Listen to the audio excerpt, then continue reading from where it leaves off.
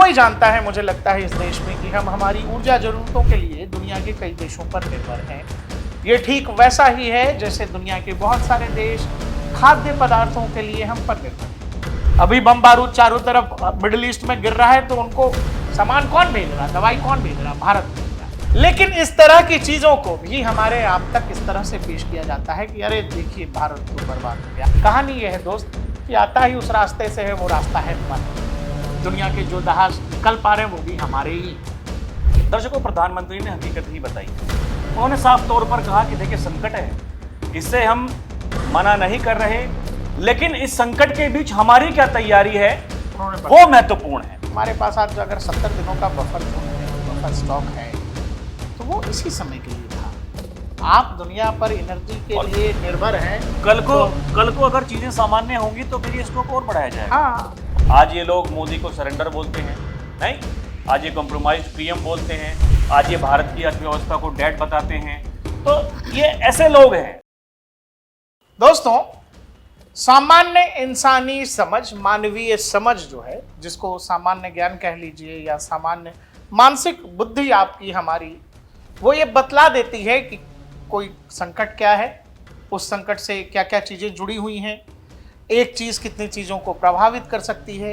ये सब समझने में अगर हम आप समझदार हैं, ठीक ठाक दुनिया जहान देखा है, दुनिया के बारे में जानते समझते हैं, ये बेसिक समझ अगर आपको समाज की है, मानवीय जीवन की है, तो आपको पता होता है कि एक चीज से बहुत सारी चीजें जुड़ी होती हैं। फिर आप अफवाह में नहीं पड़ते, आप भगदड़ में नहीं पड़ते, आपको पता होता है कि भाई ये संकट अगर है, इस जगह कुछ हो रहा है तो वहां भी कुछ हो रहा होगा। कहने का मतलब ये है कि हर कोई जानता है, मुझे लगता है इस देश में, कि हम हमारी ऊर्जा जरूरतों के लिए दुनिया के कई देशों पर निर्भर हैं। ये ठीक वैसा ही है जैसे दुनिया के बहुत सारे देश खाद्य पदार्थों के लिए हम पर निर्भर हैं। समझिएगा, हम उनसे कुछ लेते हैं तो बदले में वो भी हमसे कुछ लेते हैं। हम उनसे तेल लेते हैं, गैस लेते हैं, बदले में वो हमसे चावल लेते हैं, बासमती चावल लेते हैं, सब्जियां लेते हैं, दवाइयां लेते हैं। अभी बम बारूद चारों तरफ मिडिल ईस्ट में गिर रहा है तो उनको सामान कौन भेज रहा, दवाई कौन भेज रहा? भारत भेज रहा है। भारत से बहुत लोग सवाल भी पूछ रहे हैं कि आप क्यों भेज रहे हैं। हमने कहा जी मानवीय मूल्यों के तहत हम भेज रहे हैं, हम भेजते हैं। लेकिन इस तरह की चीजों को भी हमारे आप तक इस तरह से पेश किया जाता है कि अरे देखिए भारत तो बर्बाद हो गया, अरे दुकान बंद करिए, घर में तबाही कर लीजिए, सब कुछ रोक दीजिए, एकदम शट डाउन कर दीजिए, क्योंकि ये चीज नहीं हो रही है। संकट है, इससे कोई मना नहीं कर रहा। और मैंने आपसे ये कहा कि एक सरकार के भी कंट्रोल में नहीं है। वो इसीलिए नहीं कि जिस चीज का प्रोडक्शन आप कर नहीं रहे उस पर आप क्या कर सकते हो, आप स्टोरेज कर सकते हो। जिस बात की कहानी जो है प्रधानमंत्री ने खुद सदन में सुनाई है कि भाई हमारे पास लाखों मैट्रिक जो है कच्चा तेल है, उसकी तैयारी हम पिछले 10-12 साल से कर रहे हैं। अगर हम एथेनॉल ब्लेंडिंग की बात कर रहे थे तो वो वैकल्पिक ऊर्जा स्रोतों को या फिर जो पारंपरिक ऊर्जा स्रोत हैं उस पर निर्भरता कम करने के लिए ही किया जा रहा था। लेकिन ऊर्जा एक ऐसी चीज है जिसकी तैयारी आप 1 दिन, 2 दिन, 4 दिन, 10 साल में नहीं कर सकते। भारत ने अपने कच्चे तेल का, क्रूड ऑयल का वो जो है भंडारण जो है वो बढ़ाया है, वो 70 दिनों तक है, जिसकी इच्छा ये है कि हम उसको आने वाले समय में 90 दिनों तक लेकर के चले जाएं। ये पूरी कहानी है। मिडिल ईस्ट का सिचुएशन हमसे आपसे छुपा हुआ नहीं है, लेकिन इस देश में उस कहानी को दिखाकर कुछ लोग आपसे पैनिक क्रिएट करवा देना चाहते हैं, आपके अपने ही देश का नुकसान करवा देना चाहते हैं, भारत की आर्थिक गति को, प्रगति को रोक देना चाहते हैं। मैं फिर आपसे कह रहा हूं कि दुनिया में जब कोविड आया तो कोविड से जिन देशों ने डटकर मुकाबला किया और जो देश सबसे जल्दी उसके कुप्रभावों से निकला, दुष्परिणामों से निकला, उसमें भारत का नाम पहला है। दुनिया हैरान थी कि भारत ने कोविड मैनेजमेंट किया कैसे। हमारे पास अस्पताल नहीं थे, हमारे पास बेड नहीं थे, हमारे पास ऑक्सीजन सिलेंडर नहीं थे, वो सब छोड़िए, हमारे पास बेसिक मास्क नहीं था, फेस मास्क नहीं था। लेकिन अब हम दुनिया में नंबर 1 पीपी एक्सपोर्टर हैं। दुनिया में हमसे ज्यादा मास्क कोई बनाता नहीं है। उन चीजों में भारत अग्रगणी हो गया। हमने हमारे तमाम हॉस्पिटल्स में जो है ऑक्सीजन सिलेंडर के प्लांट बिठा दिए। ये मैंडेटरी है किसी भी हॉस्पिटल के लिए। तो ये कोविड से जो आपने सीखा, आपने किया। अब इससे जो हम सीखेंगे आगे भविष्य में आप करेंगे और आप तैयारी कर भी रहे हैं। प्रधानमंत्री ने बताया सदन में कि संकट है, ये जरूर है, इससे कोई मना नहीं कर सकता है। और संकट केवल प्रधानमंत्री बताएंगे तो भी देश समझेगा, ऐसा भी नहीं है। हर व्यक्ति देख रहा है कि कहां क्या हो रहा है। और उन्होंने बताया कि संकट तो है लेकिन घबराना नहीं है। किसी भी लीडर को, देश को यही बताना चाहिए। लेकिन हमारे आपके बीच में ऐसे भी नेता, ऐसे भी पॉलिटिकल पार्टियां हैं जो आपसे कह देंगी, आपको समझा देंगी कि 7 RCR प्रधानमंत्री के आवास के पीछे जो है गैस का सेप्टिक टैंक है, प्रधानमंत्री गैस रिलीज नहीं कर रहे हैं, प्रधानमंत्री ऑयल रिजर्व जो है रखे हुए, ताला मारे हुए, रिजर्व नहीं कर रहे हैं। कहानी यह है दोस्त कि आता ही उस रास्ते से है, वो रास्ता है बंद। दुनिया के जो जहाज निकल पा रहे हैं वो भी हमारे ही हैं। सब कुछ हमारे आपके सामने है।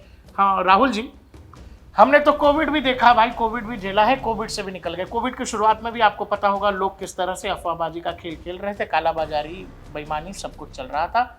इस बार भी उस तरह का सिचुएशन क्रिएट करने की कोशिश है। प्रधानमंत्री ने जो कहा उसको लेकर आपको क्या लगता है, आपके विचार?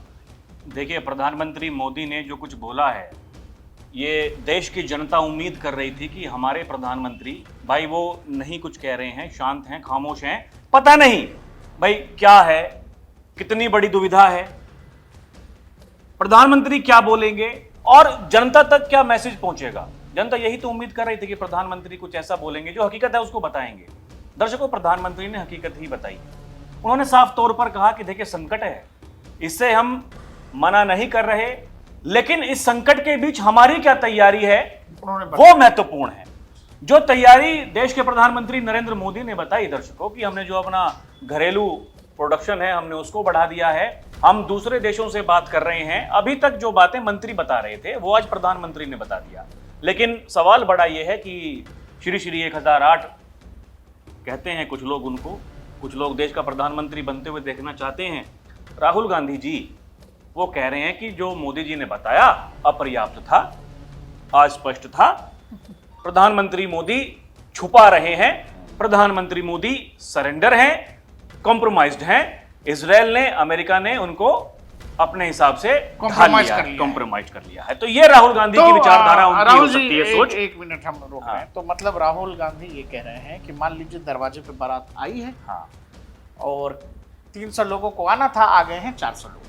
अगर आ गए हैं 400 लोग, 300 लोगों का खाना तो है, 100 लोगों का इंतजाम करना है। तो बकौल मेजबान आपको फट जाना चाहिए, फैल जाना चाहिए, किसी गेस्ट से मुलाकात नहीं करनी चाहिए, चेहरे पर तनाव होना चाहिए और खाने के लिए मारम मार होनी चाहिए। एक तो ये रास्ता है कि दूसरा ये है कि राहुल जी को जब ये पता लग गया कि व्यवस्था 300 की है और 400 लोग आ गए हैं, तो इज्जत तो बचानी अभी जरूरी है। तो पहले वो 100 लोग का इंतजाम होगा कि पैनिक फैला दें, खाना खत्म हो गया। अब जो समझदार व्यक्ति होगा तो वो 100 लोगों का इंतजाम कर लेगा, और जो खतरनाक व्यक्ति होगा जिसको छाती ही पीटनी होगी वो कह देगा बाप, और जाके धीरे से कह देगा, फूफा मौसा टाइप का आदमी जो है, बाप रे बाप, हो गया काम। और वो ये भी कह देगा उन लोगों में से कि चले जाइए वापस, यहाँ खाना नहीं मिलेगा। हाँ, ये ऐसे कहाँ गए, कुछ नहीं। और कई शादियों में देखा है हमने, गए हैं भाई, लेट हो गए, देरी से, सब कुछ है, लेकिन कुछ आदमी ऐसे होंगे जो गेट पर आपको बता देंगे अरे कहाँ जा रहे हो, सब कुछ खत्म हो, बेकार है इंतजाम, बेकार कुछ नहीं, सब कुछ खत्म, निकलिए। तो इंसान को लगता है कि भाई हो ही गया, हो कोई बता रहा है तो। अंदर जाकर के देखा तो व्यवस्था एकदम टाइट है। अच्छा, राहुल गांधी, उनकी टीम, विपक्ष के नेता, पूरी जैसे अखिलेश यादव को ही ले लीजिए। मुझे बड़ा दुख होता है दर्शकों, अखिलेश यादव जी समाजवादी पार्टी के मुखिया, उनको देख करके मतलब ये लगता था कि वाह, अखिलेश यादव मतलब अपने पिता के अनुसार काम कर रहे हैं। जिस तरीके से धरती पुत्र कहा जाता था मुलायम सिंह यादव जी को, नेताजी कहा जाता था, अखिलेश यादव उसी अनुसार काम कर रहे हैं। आज जब से वो राहुल गांधी की शरण में गए हैं, अखिलेश यादव जी को पता नहीं क्या हो गया, लापता गैस बता रहे हैं। लापता गैस, एलपीजी की फुल फॉर्म यानी लापता गैस। आजकल यही कर रहे हैं वो, भी ऐसे बता देते हैं। लापता का मतलब लापता, गायब। तो किस चीज पे आजकल खाना बन रहा है अखिलेश? अब ये अखिलेश यादव बताएं कि अखिलेश यादव जी का खाना कहाँ पक रहा है। बेहतरीन, उन्होंने तो पक भी रहा है कि नहीं, भूखे तो नहीं है। ईद पर जाकर के वहाँ बढ़िया एकदम व्यवस्था करवाई थी। वही मैं समझ नहीं पा रहा हूँ कि ये सब जब ईद भी हो रहा है, इफ्तार भी हो रहा है, तमाम पर्व त्योहार जब मन ही रहे हैं, तो गैस किसका खत्म हो गया? अब गैस राहुल गांधी का खत्म हो गया, अखिलेश यादव का खत्म हो गया, मुझे लग रहा पता नहीं कैसे। या तो गैस खत्म हो रहा है कि गैस की समस्या है? वो गैस की समस्या भी, यही अपने आप में महत्वपूर्ण बात है। राहुल गांधी, देखिए दर्शकों, राहुल गांधी पता नहीं क्यों इस देश के वो लोग कैसे हैं जो राहुल गांधी को प्रधानमंत्री बनते हुए देखना चाहते हैं? लोकतंत्र आप सपोज कीजिए, आज मैं बात कर रहा था एक कर्नल से, उन्होंने कहा लोकतंत्र की यही तो खूबसूरती है। और एक बार डोभाल साहब ने भी कहा, डोभाल साहब ने कहा राहुल जी की मान लीजिए 25% वोट ला करके आप डेमोक्रेसी में नंबर 1 हो गए, दूसरा जो है बाकी के बचे 75% को जोड़ के 1 नंबर हो सकता है, या टुकड़े टुकड़े करके नंबर 1 हो जाएगा, उस 75% को बांट देगा इधर उधर। तो उस बात में दम है कि डेमोक्रेसी अपने साथ इस तरह की वैरायटी लाती है, वही वैरायटी है राहुल जी। वैरायटी जब है तो देखिए ये सबसे बड़ी बात है कि अगर आज ऐसे जो वैरायटी वाले जो नेता हैं भांति भांति किस्म के, अगर ये सत्ता में होते तो आज देश में क्या होता दर्शकों? वो तो धुरंधर ने बता दिया। या फिर कोविड के समय में ये लोग अगर सत्ता में होते तो इस देश में क्या कुछ नहीं राहुल भाई होता। कह रहे हैं कि सब बीजेपी वाले जा रहे हैं धुरंधर देखने। हाँ तो देखिए, अगर 500 करोड़ केवल देखिए BJP इतने वालों लोग पे। बीजेपी वाले तो हैं, तो फिर तो भाई बीजेपी को तो खुश होना चाहिए, इतने लोग उनको वोट करने वाले लोग हैं। अगर कांग्रेस के लिए तो परेशानी की बात है। कांग्रेस के लिए तो एक और संकट अब पैदा होने वाला है कि देखिए किस तरीके से ये लोग अब कैसे मैनेज कर लिया। सब लोग जान जाएंगे कि यार ये सब होता था। एक तरफ वहां से देखिए जहाज आ रहे हैं स्ट्रेट ऑफ हॉर्मुज से, जो रास्ता सबके लिए बंद है, और यही कहा देश के प्रधानमंत्री ने तो कि भाई मैं तो जो वहां के जो खाड़ी देशों के राष्ट्र अध्यक्ष हैं उनसे मैंने 2-2 बार 3-3 बार भी बात की है, और अपने जो हमारे लोग हैं जो वहां पर फंसे हुए हैं हमने उनकी सुरक्षा के बारे में बात 9 की है। लाख लोगों को निकाला है वहां से। हाँ, और भी तैयारी है, औरों को भी लेकर के आ रहे हैं। और सबसे बड़ी बात यह है कि संकट के समय में आपकी क्या तैयारी है आपको वो बताना पड़ेगा। देखिए ये चिंता का विषय तो था, लोग ये बात तो कर ही रहे थे, हम भी ये कह रहे थे कि भाई सरकार को स्पष्ट बताना चाहिए कि सरकार कर क्या रही है। भाई दरवाजे देखिए, कुछ चीजें ऐसी होती हैं जो दिखाई देती हैं, कुछ चीजें ऐसी होती हैं जो दिखाई नहीं देती। जैसे पाकिस्तान में कोई अननोन गनमैन है, वो अपना काम कर दे रहे हैं, पता ही नहीं लग रहा क्या हो रहा क्या नहीं हो रहा। नहीं प्रकाश जी, ये भी अपने आप में एक चिंता का विषय तो है। अभी देखो मैं फिर कह रहा था राहुल जी से, अभी हम लोग बात कर रहे थे, एक भाई अपना जो है ईद के अवसर पर भाई अपना जिहादी भाई था, कमांडर लश्कर तैयबा का, वो जो है मस्जिद में अपना वो कर रहे थे, नमाज अदा कर रहे थे ईद के मौके पर, मुरीद के वहां से बाहर निकले, उनको ऊपर वाले ने याद कर लिया भाई साहब को, बोला भाई जी पता नहीं, 2 लोग आए, निपटाया, फोटो खींचा। यार भाई साहब धुरंधर चल रहा है उधर, धुरंधर कहां पे लगा हुआ। अब देखिए एक तो होता है कि जैसे ऑपरेशन सिंदूर में पाकिस्तान के 12 में से जो 11 एयरबेस हैं वो तबाह हो गए। दुनिया ने देख लिया, राहुल गांधी ने नहीं देखा तो वो अलग चीज है, लेकिन हो तो गए। ये बात पाकिस्तान ने भी मान ली, सबने मान ली। लेकिन हुआ क्या दर्शकों कि ये जो दूसरे वाली जो कहानी है, पर्दे के पीछे वाली, जैसे ये जो जा करके धुरंधर वाली जो कहानी है, ये कहानी बड़ी खतरनाक है। प्रधानमंत्री ने यही कहा कि डिप्लोमेसी कैसी होनी चाहिए, ये हमारी सरकार ने तय किया है, ये हमने तय किया है, हम सबसे बात कर रहे हैं। कुछ लोगों ने यहाँ जिस तरीके से छाती पीटना शुरू किया कि देश के प्रधानमंत्री ने खामनेई के लिए शोक प्रकट नहीं किया।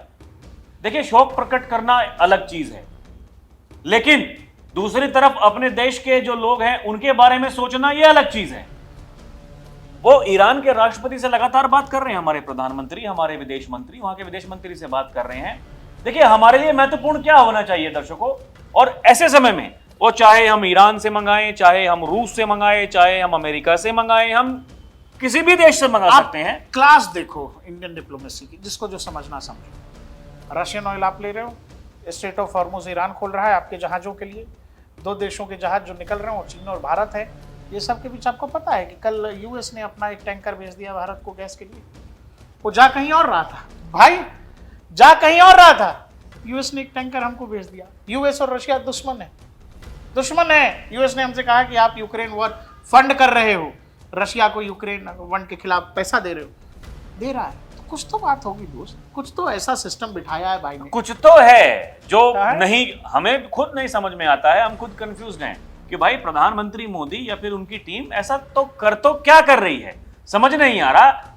और देखिए जब दर्शकों, देखिए ये बड़ी साधारण सी बात है कि आपको आलोचना करते करते आपको उस लेवल तक पहुंच जाना है जहां से आप पीछे मुड़ करके नहीं आ सकते। इस देश में जो हमारे बहुतेरे संपादक महोदय हैं, लक्ष्मण रेखा पार कर सकते, हाँ, वो वहां से अगर चाहेंगे भी तो वहां से वापस नहीं आ सकते हैं। बहुत सारे कलाकार लोग हैं, हम बहुत आगे चले, इस यात्रा में इतने आगे पहुंच गए हैं, सरकार गिरवाते गिरवाते उन्होंने इतनी बार सरकारें गिरवा दी हैं कि अब वो वहां से पीछे, वो चाहकर भी क्या नहीं कर सकते? तारीफ नहीं कर सकते। सरकार गिराना ही पड़ेगा। और सरकार गिराएंगे ही गिराएंगे, आप इस बात को समझ लीजिए, क्योंकि उनको जो देखने वाले लोग हैं, उन्होंने जो अपना ऑडियंस गिराना चाहते हैं यूट्यूब, वो जो चाहते हैं, देश की जनता एक बहुत बड़ा वर्ग ऐसा है जो प्रधानमंत्री मोदी की आलोचक है, उनको पसंद नहीं करती। हाँ भाई, 150 करोड़ की आबादी है। इस सरकार बीजेपी को पसंद नहीं करती।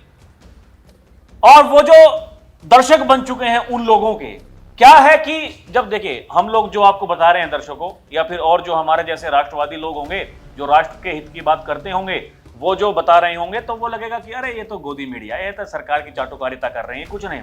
लेकिन आप बताइए, अगर इसके आपको लगता है कि कोई खबर है ऐसी कि संकट है और सरकार जो है हाथ पर हाथ रखे बैठी है, अगर आपको लगता है ऐसा कि भाई हाँ कुछ भी ठीक नहीं है, सब कुछ एकदम बेड़ा गर्क हो चुका है, तो बताइए ना, ये क्यों नहीं पेट्रोल और डीजल के दाम जो सामान्य है क्यों नहीं बढ़ भाई? अमेरिका में बढ़ गए यार। अमेरिका के पास दुनिया का सबसे बड़ा ऑयल रिजर्व है, सबसे बड़ा ऑयल प्रोड्यूसर है, उसके यहाँ तेल के दाम बढ़ गए। चीन में बढ़ गए, पाकिस्तान छोड़ो तो भारत में नहीं बढ़ पा रहे हैं। भिखारियों का देश है, भिखमंगों का देश है, इनका छोड़ो ना। ये PSL कर रहे हैं, अभी बोले कि लीक कर रहे हैं, लेकिन थोड़ा हम लोग जो है गाड़ी घोड़ा में कम चलेंगे। 2 ही शहरों में क्रिकेट के मैच होंगे, ये हालत है। अभी कल भी मैं गया पेट्रोल लेने, भीड़ ही नहीं है पेट्रोल, कहीं नहीं दर्शकों, आप भी तो देख रहे होंगे। देखिए, जब पैनिक क्रिएट कोई करता है, लोगों को डराता है, नहीं हमने कोरोना के समय में देखा लोग कितने डरे हुए थे, दूध नहीं आएगा, आलू नहीं आएगी, सब्जी नहीं आएगा। उसी बीच देश के प्रधानमंत्री ये कहते हैं कि आपको अपने छतों पर जाकर के थाली पीटनी है, तो लोग खुशी खुशी थाली पीटने के लिए तैयार हो जाते हैं। कुछ लोग आज भी मजाक बनाते हैं उस चीज का, लेकिन वो क्या था, संकट की उस घड़ी में देश को एक आभास ऐसा दिलाना था, नहीं हम लड़ सकते हैं। हम एक हैं भाई, हम एक हैं। जो साफ सफाई कर रहे थे उस कोविड में भी, जो लोग आपके घरों तक खाना राशन पहुंचा रहे थे, ये उनके लिए था, उनके सम्मान के लिए था, एक संदेश था पूरे देश को। झूठ कहा, अभी भी झूठ बोलते हैं, वो सब बोलते रहते, उस बात से फर्क कितना पड़ता है ये आप देखिएगा।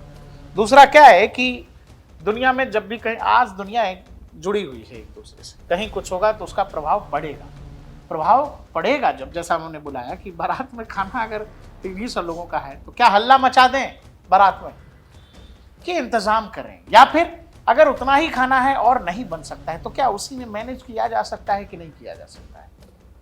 किया जा सकता है कि नहीं? आज आफत के आज अगर प्रकाश जी ये लोग अगर सत्ता में होते तो देश की जनता को क्या बता रहे होते? आप खाना खाना बंद कर दीजिए, हाँ, गाड़ी चलाना बंद कर दीजिए, और नहीं जैसे एकदम कह रहे होते शहबाज शरीफ जो कह रहा है पाकिस्तान, वही आइडिया होता इनका भी, वही एकदम सेम टू सेम वही इनका भी आइडिया होता।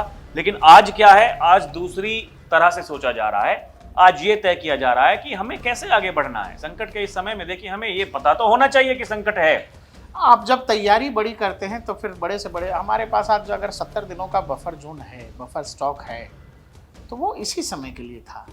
आप दुनिया पर एनर्जी के लिए निर्भर हैं। कल को अगर चीजें सामान्य होंगी तो फिर ये स्टॉक और बढ़ाया जाएगा। हाँ। और प्रकाश जी, एक बड़ी बात और है, जैसे कि हम विकल्प ढूंढते हैं, हम इथेनॉल की बात अभी कर रहे थे। इस देश में ऐसे लोग हैं जो ये तर्क देते हैं कि नितिन गडकरी ने अपने बेटे की कंपनी लगाने के लिए इथेनॉल का प्रोजेक्ट लेकर के वो आ गए। जब ऐसी मानसिकता होगी किसी की तो आप किसी से क्या आशा कर सकते हो? तो घर में बना ले भाई, अगर में बना, अपने हिस्से का इथेनॉल अपने घर में बना लो। सरकार अगर ये तय कर रही है कि कल को देखिए जो पेट्रोल डीजल है उसकी खपत कम हो, उसके लिए हमें ईवीज पर ध्यान देना चाहिए, उसके लिए हमें जो दूसरे विकल्प हैं हमें इथेनॉल की तरफ चले जाना चाहिए, सौर ऊर्जा की तरफ। तो क्योंकि नितिन गडकरी वो परिवहन मंत्री हैं और इथेनॉल की बात वो कर रहे हैं, विकल्प एक तैयार कर रहे हैं, तो अपने बेटे को फायदा पहुंचाने के लिए कर रहे हैं। अगर ईवीज की वो बात कर रहे हैं तो अपने बेटे को फायदा पहुंचाने के लिए कर रहे हैं। आप इस तरह की मानसिकता, देश के प्रधानमंत्री ने ये कहा कि पहले आप 27 देशों से तेल और गैस मंगवा रहे थे, आज 41 देशों से मंगवा रहे हैं। तो मतलब आपने अपनी ऊर्जा जरूरतों को डाइवर्सिफाई किया है, आप किसी एक पर निर्भर होने को तैयार नहीं है, आपने दुनिया में और भी ऑप्शन तलाशे। हम हमारे गैस उत्पादन का कुल 40% घरेलू है, 60% हम बाहर से मंगाते हैं, मतलब 40% तो है हमारे पास, उसका भी प्रोडक्शन बताया गया, बढ़ाया जा रहा है।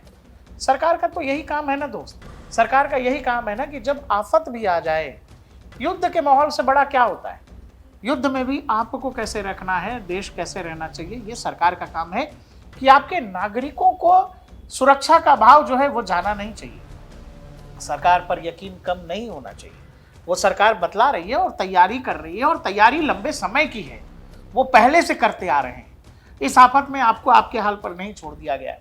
हम लोग, मुंबई हमला हुआ तो हम आप क्या सोच रहे थे अपने घर में बैठ के? दिल्ली से स्पेशल फोर्स को पहुंचने में मुंबई 24 घंटे लग जाते हैं। सोचना, हम आप घर बैठ के सोच रहे हैं कि दुनिया की बहुत बड़ी सेना रखकर, एयरफोर्स रखकर हम इतने बेबस क्यों हैं पाकिस्तान के साथ?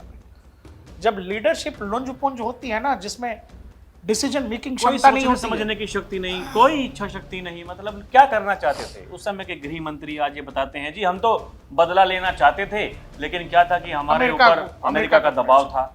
आज ये लोग मोदी को सरेंडर बोलते हैं, नहीं, आज ये कॉम्प्रोमाइज्ड पीएम बोलते हैं, आज ये भारत की अर्थव्यवस्था को डेड बताते हैं।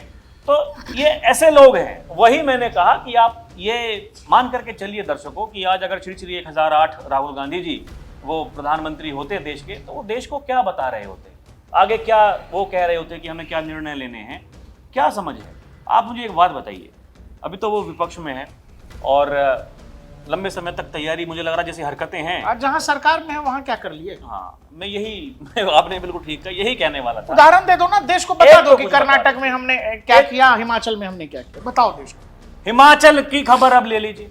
हिमाचल में अभी जो नया वहां संकट आने वाला है, वहां जो मुख्यमंत्री हैं, मंत्री हैं, विधायक हैं, जनप्रतिनिधि हैं, बड़े अधिकारी हैं, कहा कि जी उनकी सैलरी से पैसा काटा जाएगा, संकट है, बड़ी दुविधा होने वाली है। ये हिमाचल की बात। कांग्रेस मॉडल ऑफ गवर्नेंस देख लीजिए। और ऐसे ही वो चाहते हैं कि देश चले। बाकी जिन लोगों की इच्छा है, जिनका सपना है कि कभी माननीय प्रधानमंत्री बने, सपनों का तो खैर कर क्या सकते हैं, कोई उपाय है नहीं। देखते रहिए डीएनपी इंडिया, हर खबर भरोसे के साथ।